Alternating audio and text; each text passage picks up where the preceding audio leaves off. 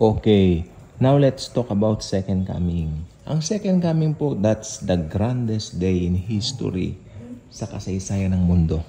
Papaliwanag ko po kung bakit. Opo, bakit grandest day? Sapagkat muling tumapak, no? Sa kalupaan ng kanyang creation ang manlilikha nito, ang Panginoong Hesukristo. Ito'y hinulaan po sa Sekaraya 14. Kita naman po natin na ang kanya pong pagbabalik ay may kasama mga laksa-laksang hukbo. Sino yung laksa-laksang hukbo na yaon? Walang iba kundi tayong mga born-again Christians, believers niya. Okay? Magugulantang ang Antikristo. Magugulantang ang false prophet. At lalo't higit, magugulantang yung mga nagpatatak ng 666. And, lalabanan pa nga nila si Jesus eh. Manda kayo! Lalaban tayo. Ang Panginoon naman, sabihin ni Jesus, okay, again. Piningahan niya sila at nangabuwal, nangamatay. No? Ang Panginoon ang tinatawag nating Logos, Verbo. No? Siya ang Word of God. Mababasa po yan sa John chapter 1 verse 1. Sa English muna. In the beginning was the Word, and the Word was with God, and the Word was God. Talon tayo ng 14. And the Word became flesh and dwelt among us. In English. Okay? In Tagalog naman po, sa pasimula pa ay ang Verbo. At ang Verbo ay sumasa Diyos, at ang Verbo ay Diyos. Naging tao ang Verbo, at nakipamayan sa atin. Sabi naman ng verse 14, ng 14. So ito po ang nagpapatunay na si Jesus ang Diyos na manlilikha, na lumikha ng buong sangkatauhan. Kaya kung may problema ka, may hinaharap ka sa kasalukuyang panahon nitong church age, tayong mga Kristiyano, huwag tayong matatakot sapagkat ang lumikha ng buong sanlibutan na si Jesucristo ay nakatira sa ating mga puso. Okay? The creator of the universe, the creator of human life, that's Jesus Christ, no? Nakatira sa ating mga puso. Ngayon, pagdating niya dito, ano ba ang purpose ng second coming? Siyempre, siya po ay maghahari ng 1,000 years dito po sa buong mundo. Okay? At ang kanyang tawag dito, kumbaga pinaka-capital, siyempre in Jerusalem. Okay? Doon po siya. Kumbaga, White House, no? Ang White House ngayon ang pinakasikat eh. So, pagdating nun, balik sa Jerusalem ang kasikatan sapagkat ang nandoon po ay hindi lang isang presidente o isang politiko. Yun ang Diyos. Siya ang Diyos. The God of gods, the God of the Milky Way, the God of the universe, the creator of the universe. Doon nakareside sa Jerusalem bilang headquarters. Okay? At pamamahalaan niya at pamumunuan ng 1,000 years ang buong mundo ng buong kapayapaan. Kalain niyo sa buong 1,000 years na yan. Ngayon, takot tayo sa mga aso. Pag masyadong maraming aso, natatakot tayo. Baka makagat tayo, baka magkarabis tayo and all that. You know what? During that time, ang mga bata po ay hahawak ng mga ahas. During that time, mga bata po katabi mga lions, no?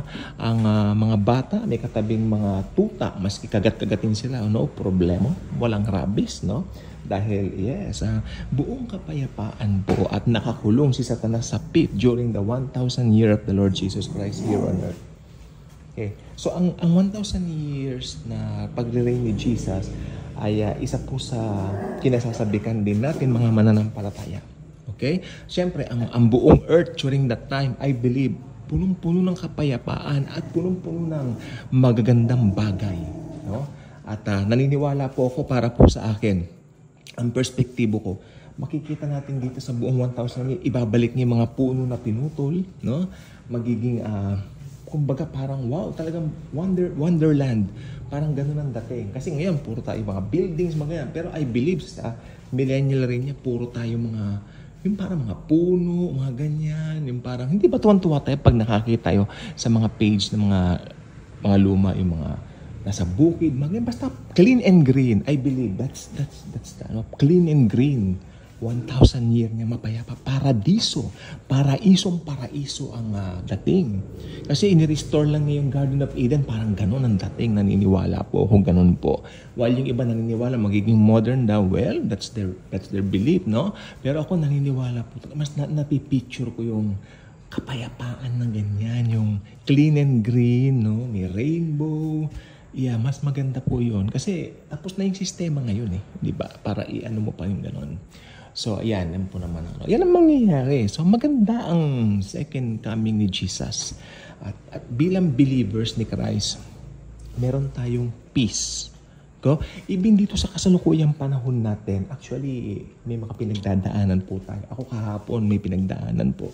Hindi po maganda. Sa sobrang stress ko, natulog ako ng maaga. Maniwala po kayo sa akin. I slept, I think, 9:30, around that time. At gumising ako, mga alas 5. At alam nyo, ang bait ng Lord, sapagkat I feel good na paggising ko. Okay? Meron akong isang tiyahin, parang auntie na rin namin, no? Sabi niya, ako pag may problema ako, natutulog ako, tinatakasan ko. Sabi ko, wow, naintindihan ko po kayo, tita. Maganda. Tama naman yun, di ba?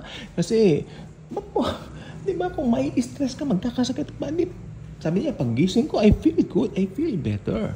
Kesa nung natulog ako na may mga problema, na i-stress. So, ganyan po. Mas lalo po tayo mga mananampalataya kasi alam natin, paggising natin, tulog tayo, kigising tayo, we have the Lord Jesus Christ sa ating, sa ating mga believers. Protected po tayo. Iniingatan tayo. So, ayan. Pero syempre, bago dumating si second coming, si rapture muna. At yan po ang gusto kong sabihin ngayon. My heart is so sad doon sa nangyari sa Thailand, no? Yung sa bus na nasunog po ba yun? O ano nangyari, no? Ngayon ko lang hapon nakita eh. So, nalulungkot po ko. May teacher pa raw, kayakap yung estudyante. So, ang mga bata po ay walang kasalanan. So, I believe nasa paradise sila ngayon. Nandun na sila sa third heaven kasama si Jesus Christ. Mahal ni Jesus ang mga bata. Okay? So, yan. At yung Taal Volcano. Active po kasalukuyan while recording this. Nire-record ko po ito 7 o'clock ng gabi ngayon. Ang Taal active na sumasabog daw after 1 hour kanina, an hour ago. So, yan po mga nangyayari ngayon. Tapos, ito pang gusto ko sabihin, no? Alam niyo po ba, habang nagkakagulo sa Israel ngayon, dalawa po ang full moon yata o blood moon, whatever is that, no? Kaya ako naniniwala po ko rapture is approaching, not because of these signs, but because sa asal ng mga tao. I believe in that. Rapture is approaching. Jesus himself will get his believers to be with him forever and ever. Alam niyo po ba nag-rapture na hindi na tayo magkakahiwa-hiwalay nila Jesus? Lagi na tayong all together. Together. Ayaw ko sanong Rick Astley. Diba? Pero, siyempre, gusto kong kantayin si Rick Astley, pero baka ma-copyright claim tayo. Pero ganun na, together forever tayo. Ayun ito yung doggy. So, yeah, I mean, that's very exciting. And anytime now, rapture na po. Tandaan po ninyo yan. Hindi po ako ang may sabi niyan. Ang Bible ang may sabi niyan. Okay? Again, may nangyari. Sumabog yung bus. Tapos yung Taal Volcano. Magulo po sa Israel. Hindi ba? I think yung Iran parang gumante. Hindi ba? Yun ang pinaka-latest. Tapos, ito nga po yung nangyayari ngayon sa mayroong blood moon na naman yata habang nangyayari yun. Ang dami pong nangyayari ngayon. Isip-isipin po ninyo yan. Diba? Tapos, yung paborito naming singer, Christopher Christopherson. Okay, namatay na po siya, pumanaw na. Pero believer po yun. So, Chris Christopherson yata, no?